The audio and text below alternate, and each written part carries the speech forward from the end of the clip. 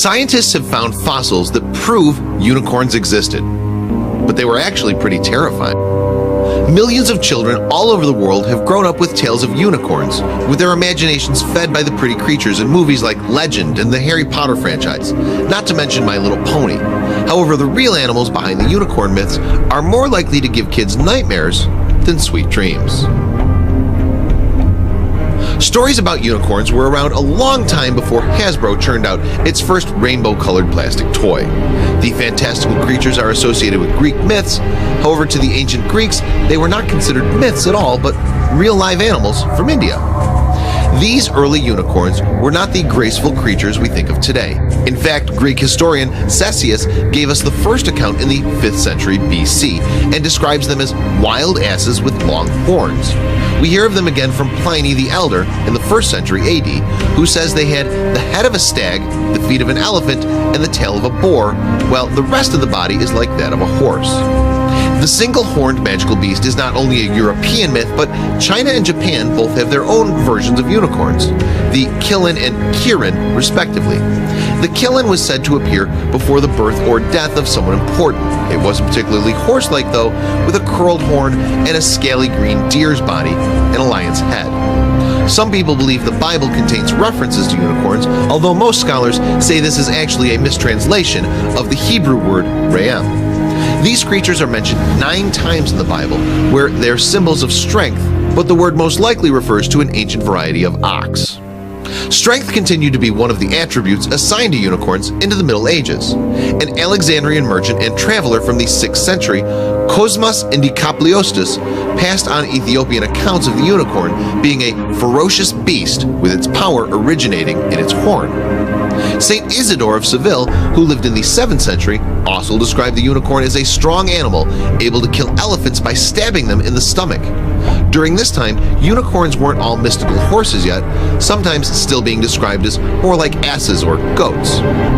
In medieval times, many also thought that unicorn horns were composed of a substance called alicorn. They were believed to have magical properties capable of neutralizing poison and curing mental and physical disease. One group to profit especially from this belief were the Vikings, who ran a thriving trade in narwhal horns from the Arctic Ocean, which they sold as unicorn horns. Other real animals that may have inspired the unicorn myth are the oryx, eland, and oryx, and perhaps 2-horned animals that lost a horn through mutation or a fight. Another possibility is the Indian rhinoceros, and as we'll see, something like a rhinoceros might actually be the origin of the unicorn myth. Then in 1808, a newly discovered species called Elasmotherium was named after Gotthard Fischer von Waldheim, director of the Natural History Museum at Moscow State University.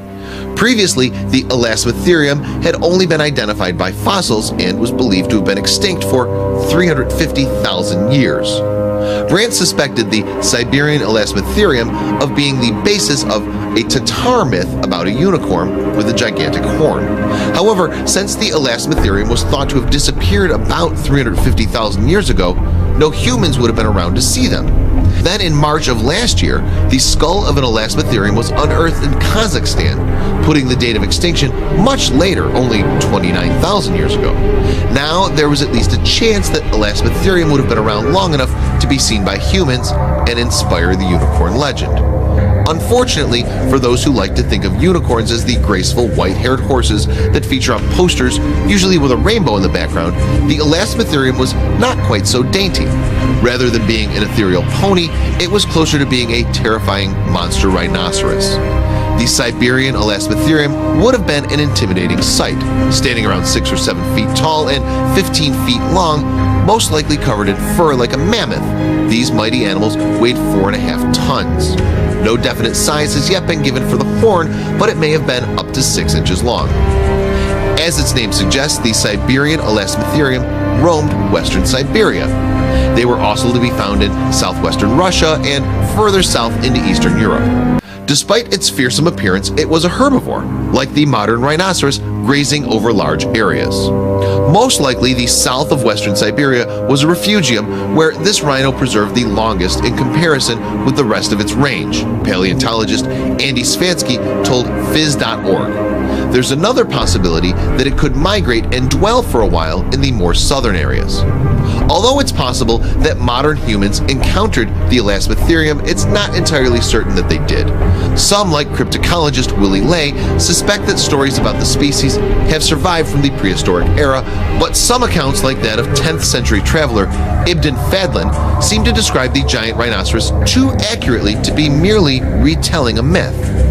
Unicorns that look a bit more like Elasmotherium than the Western version are found in stories from those regions where the animal once lived.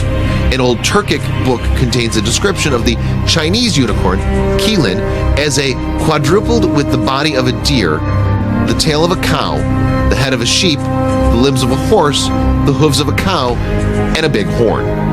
So when did unicorns really die out? Nobody knows yet. As new evidence is still being discovered, one theory based on a fossilized Siberian Elasmotherium skull is that they died from a meteor impact. Alternatively, they may have been victims of environmental change. Researchers are still working on an answer. 19th century scientists speculated that the Elasmotherium must have had a single horn. The whole analogy with the rhinoceros points with the greatest certainty to the previous existence of a horn, wrote Russian zoologist Alexander Brandt, which, to judge from the size of the blood vessels once encircling the base, must have possessed enormous dimensions.